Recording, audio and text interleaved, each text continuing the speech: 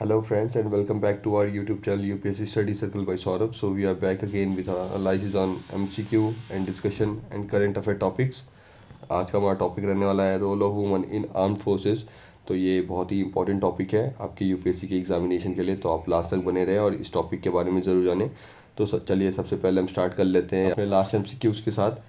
उससे पहले मैं चाहूँगा कि आप हमारे चैनल को सब्सक्राइब कर दें, लाइक करें, शेयर करें और बेल आइकन को ज़रूर प्रेस करें ताकि जब भी कोई नई वीडियो आए तो उसकी नोटिफिकेशन आपको मिल जाए। तो हमारे लास्ट डे का जो पहला क्वेश्चन था वो था consider following pairs.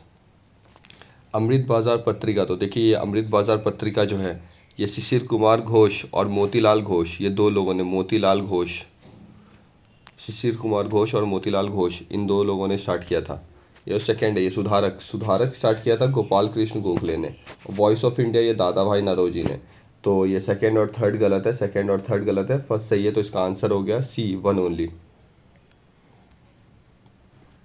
Next question हो गया हमारा Tianwen-1 mission to Mars was recently launched by. तो देखिए ये हमने पहले भी डिस्कस कर रखा है कि ये चाइना के द्वारा लॉन्च किया हुआ है। ये देखिए ये रिसेंट का ही मिशन है और ये देखिए ये Tianwen-1 जो है इससे पहले नाम था हुआवेन-1 और ये हुआवेन-1 का मतलब होता है वे टू हेवन। तो आप इसको याद रखें। नेक्स्ट क्वेश्चन हो गया हमारा in the last quarter of 19th century which of the following were the demand of the member of INC। पहला option Indianisation of civil services. तो हाँ, ये सिविल सर्विसेज का इंडियनाइजेशन के लिए बोला था उन्होंने।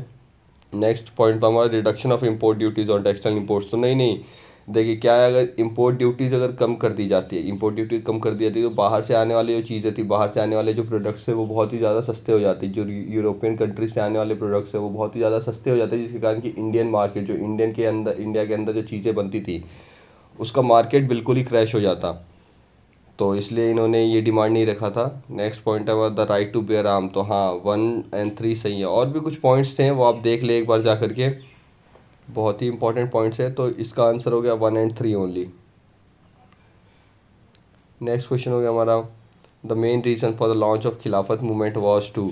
तो देखिए सबसे पहले तो मैं आपको खिलाफत मूवमेंट के बारे में कुछ चीज़ें बताना चाहूँगा कि देखिए ये जो 1920 में ट्रीटी ऑफ सेवरेस हुआ था। ट्रीटी ऑफ सेवरेस हुआ था। ट्रीटी ऑफ सेवरेस हुआ था। इस ट्रीटी ऑफ सेवरेस के अंदर क्या किया गया था, जो खलीफा हुआ करते थे, देखिए क्या था, ओटोमन अम्पायर था टर्की में। टर्की में जो ओटोमन अम्पायर था वहाँ पे खलीफा हुआ करते थे जो कि मुस्लिम लीडर माने जाते थे, जो इस्लाम के लीडर माने जाते थे उस टाइम पे। तो उनको क्या, उनको उनके साथ एक पैक्ट साइन हुआ था और लीडर नहीं रह गए थे, अब और ज़्यादा लीडर नहीं रह गए थे। देखिए मेरे हिसाब से ये जो आपने आजकल में सुना होगा, ये जो इसराइल और पैलेस्टीन के आसपास जो लड़ाई हो रही है, इसराइल और पैलेस्टीन के बीच में आपस में लड़ाई हो रही है, इसका भी मेन रीज़न यही वर्ल्ड वॉर 1 ही था। अब क्या था, देखिए मैं आपको शॉर्ट में थोड़ा समझाना चाहूँगा। देखिए क्या हुआ था बेसिकली कि 1917 में ब्रिटिशर्स ने ज्यूस को बोला था कि आप हमारा मदद करें, आप हमारी हेल्प करें और मैं उसके बदले क्या करूँगा, आपके लिए एक स्पेशल अलग देश बना दूंगा, क्योंकि देखिए ज्यूस का कोई भी लैंड नहीं है आज तक, तो मैं आपके लिए अलग एक देश बना दूंगा। तो क्या हुआ बेसिकली, जैसे ही वर्ल्ड वॉर फर्स्ट ख़त्म हुआ और ब्रिटिश अलायंस ने ये वर्ल्ड वॉर 1 जीता, वैसे ही उन्होंने क्या किया, इसराइल को एक अलग देश बना दिया। अब इसराइल अलग देश बन गया, उसमें सिर्फ और सिर्फ ज्यूज रहते थे। और पैलेस्टाइन उनके ऊपर रिट्रीट क्यों किया, क्योंकि पैलेस्टाइन क्या है, इस्लामिक स्टेट है। और कहीं ना कहीं जो टर्की में खलीफा डीथ्रोन हुए थे, वो डीथ्रोन होने का मेन रीज़न भी ये ज्यूज थे, तो ये बार बार उनके ऊपर रिट्रीट करना शुरू कर दिया। तो ये जो इसराइल और फ़लस्तीनी कहानी है यहाँ से बढ़ती चली जा रही थी, इसके बारे में हम कभी और बात करें। लेकिन पहले हम ये बात कर लेते हैं। तो देखिए जैसे एनेक्स किया वैसे ही टर्की के साथ 1920 में ट्रीटी ऑफ सेवरेस साइन किया। अब ट्रीटी ऑफ सेवरेस साइन करते ही जो खलीफा थे वहाँ के, उनको लीडरशिप से हटा दिया गया। अब इसके लिए क्या किया, मोहम्मद अली और शौकत अली, ये दो भाई थे, मोहम्मद अली और शौकत अली, ये दो भाई थे। ये दो भाई ने और साथ में कुछ मुस्लिम लीडर्स के साथ मिलकर इन्होंने ऑल इंडिया खिलाफत मूवमेंट स्टार्ट किया। क्या स्टार्ट किया, ऑल इंडिया खिलाफत मूवमेंट। इन्होंने ये ऑल इंडिया खिलाफत मूवमेंट स्टार्ट किया। अब ये ऑल इंडिया खिलाफत मूवमेंट था क्यों, ताकि वहाँ पे जो टर्की में जो खलीफा के साथ नाइंसाफ़ी हो रही है उनको कहीं ना कहीं कम कर सके, और ये इसके साथ अपील भी कर रहे थे ब्रिटिशर से ताकि खलीफा को उनकी गद्दी वापस दे दी जाए, उनका थ्रोन वापस दे दिया जाए। और फाइनली ये खिलाफत मूवमेंट इंडियन नेशनल मूवमेंट से जाकर मिल गया और ये दोनों साथ साथ में चलने लगे। तो देखिए इसका option number C, protest against the treatment meted out to the Ottoman Empire by Britain. तो ये आंसर हो जाएगा 17 का सी। नेक्स्ट क्वेश्चन था हमारा, what was the main demand of the Bardoloi Satyagraha organise under the leadership of Vallabh bhai Patel.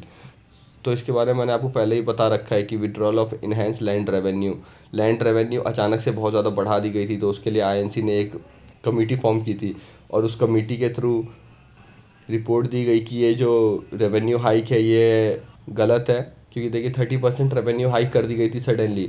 और वहाँ पे क्या हुआ था कि बारदोलोई में जो फिर वल्लभ भाई पटेल थे, वल्लभ भाई पटेल वहाँ की लीडरशिप कर रहे थे उस बारदोलोई सत्याग्रह की। और इसी इसी के दौरान वहाँ की जो बारदोलोई की जो लेडीज थी, जो बारदोलोई की वुमेंस थी, उन्होंने वल्लभ भाई पटेल को सरदार का नाम दिया था, सरदार का टाइटल दिया था। तो आप ये पॉइंट भी याद रखें। तो इसका आंसर हो जाएगा ऑप्शन डी। तो चलिए अब हम स्टार्ट कर लेते हैं अपना topic, that is women in Indian armed forces.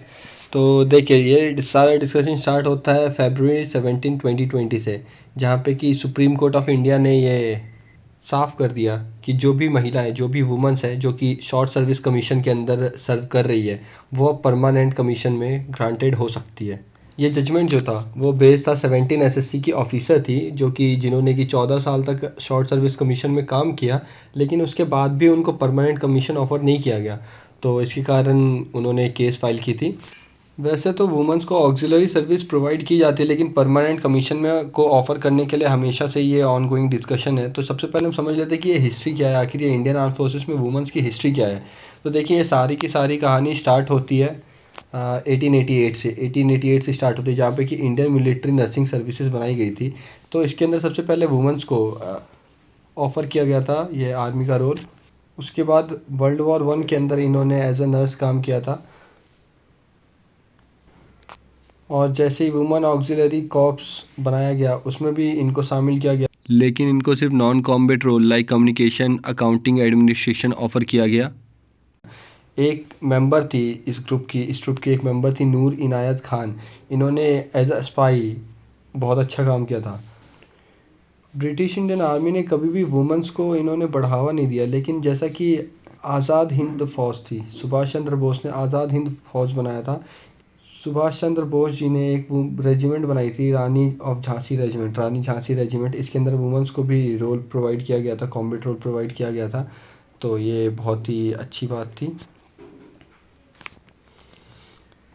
अगर हम करेंट का सिनेरियो देखें तो देखिए 1950 का जो आर्मी एक्ट आया था उसमें साफ साफ बोल दिया गया था कि रेगुलर कमीशन नहीं दिया जाएगा, ये जो वुमेन्स हैं उनको रेगुलर कमीशन नहीं दिया जाएगा। लेकिन 1 नवंबर 1958 के अंदर आर्मी मेडिकल कॉर्प्स के अंदर जो आर्मी मेडिकल कॉर्प्स थी वो सबसे पहली बटालियन बनी, जिसमें कि इंडियन आर्मी के अंदर वुमेन्स को रेगुलर कमीशन देना शुरू कर दिया गया।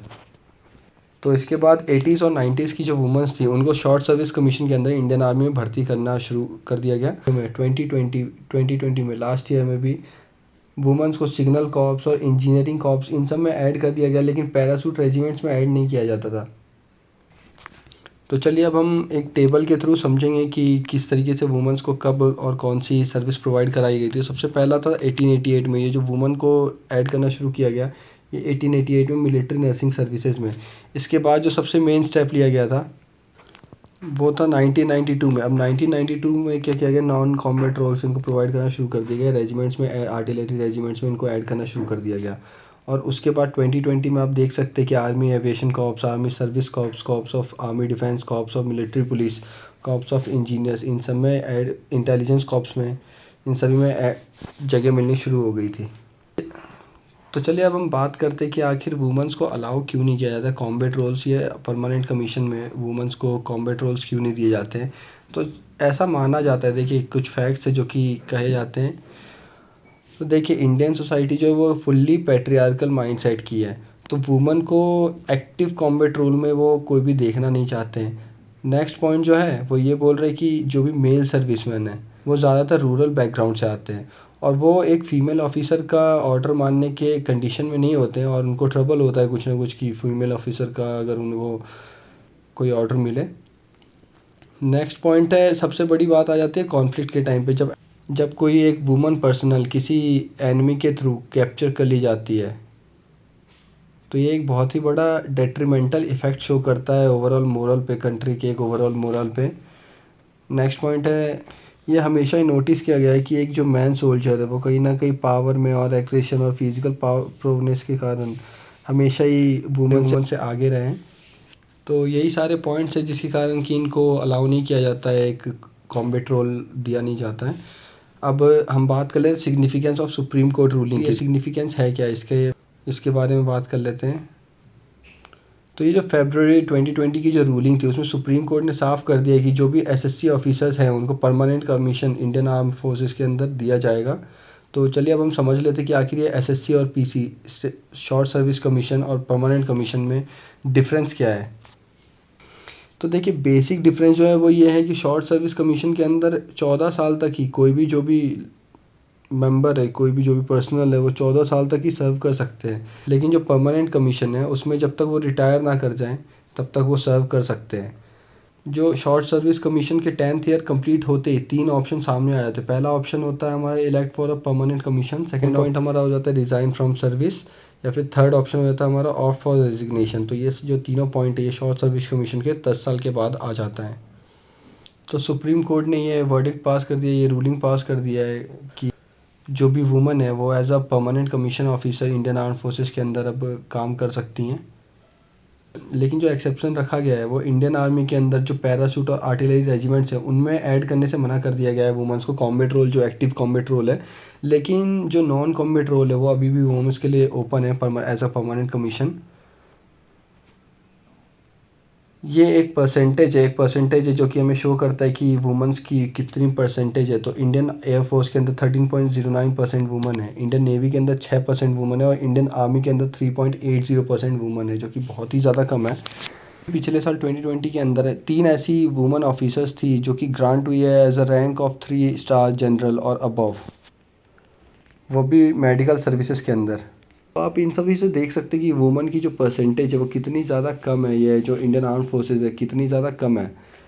तो अब इसके ऊपर आंसर कैसे लिखना है ये फुल्ली आप पे डिपेंडेंट करता है, फुल्ली आप पे डिपेंडेंट है। क्योंकि देखिए जो कुछ चीज़ें हैं जो कि सुप्रीम कोर्ट ने भी अपने वर्डिक्ट में अपने आंसर्स में क्लियर किया है कि जो नॉन कॉम्बैट रोल्स हैं वो तो ऑफ़र किया जा रहा है, लेकिन वुमेंस को कॉम्बैट रोल्स में आखिर क्यों ऐड करना चाहिए। अगर आपके पास कोई अच्छे पॉइंट्स हैं तो ज़रूर उसको ऐड करें, आप मुझे बताएं, मुझसे शेयर करें, हम इस चीज़ पे डिस्कशन भी कर सकते हैं। क्योंकि देखिए वुमेंस को कॉम्बैट रोल्स मिल सकता है, लेकिन उसके लिए हम क्या मेजर्स ले सकते हैं। अगर कोई अच्छे मेजर्स है आप तो आप उसको लिखें और आप मुझसे शेयर करें। तो चलिए अब हम बात कर लेते हैं आज के अपने क्वेश्चंस की। तो पहला क्वेश्चन हमारा, which of the following features characterise the pre modern 6th century BC to 4th century BC period in North in India? First, punch marked coins. Second, guild system. Third, paddy transplantation technique. 1 and 2 only, 2 and 3 only, 1 and 3 only, 1, 2 and 3. Next question हमारा, consider following pairs ancient names or modern names. Parushini, Jhelum, Vipasha, Vyas, Askini, Chinab. 1 and 2 only, 2 and 3 only, 1 and 3 only, 1, 2 and 3. Next question हमारा, recently the government of India gave the approval to administer remdesivir for emergency use in patients suffering from COVID-19 in the context. Consider the following statement regarding remdesivir. First, it is a low-cost generic medicine invented in India for treating viral diseases. Second, it has been used as a treatment against the Ebola. 1 only, 2 only, both or none. Next question, consider the following statement with reference to the Kailash temple at Ellora. First, it is the largest monolithic structure in the world. Second, the large panel of Sheshashi Vishnu can be found inside the temple. Third, in many respects, it resembles the Rathas at Mahabalipuram. Which of the following statement given is correct? 1 only, 2 and 3 only, 1 and 3 only, or 1, 2 and 3. Next question, consider the following statements. Charvaka was the main expounder of the philosophy. Second, the philosophy is materialistic in nature. Third, it showed lack of belief in other world and denied the existence of the supernatural agencies. Which of the following philosophy does the above statement refers to? A. Vaishika, B. Samkhya, C. Lokyata या D. Varnika. तो चलिए आप इन सभी answers को comment box में या Telegram channel पे share कर सकते हैं। और अगर आपको कोई भी प्रॉब्लम हो कोई आंसर राइटिंग लिखने में, या फिर आपको समझ में नहीं आ रहा है कि आपको स्टार्ट कैसे करना है, तो आप डिस्क्रिप्शन बॉक्स में जाएँ और टेलीग्राम चैनल को ज्वाइन करें और मुझसे डायरेक्टली क्वेश्चन करें। मैं आपको वहाँ पे गाइड करूँगा और बताऊँगा कि आखिर किस तरीके से आप अपना स्टार्ट कर सकते हैं। तो तब तक thank you and have a nice day.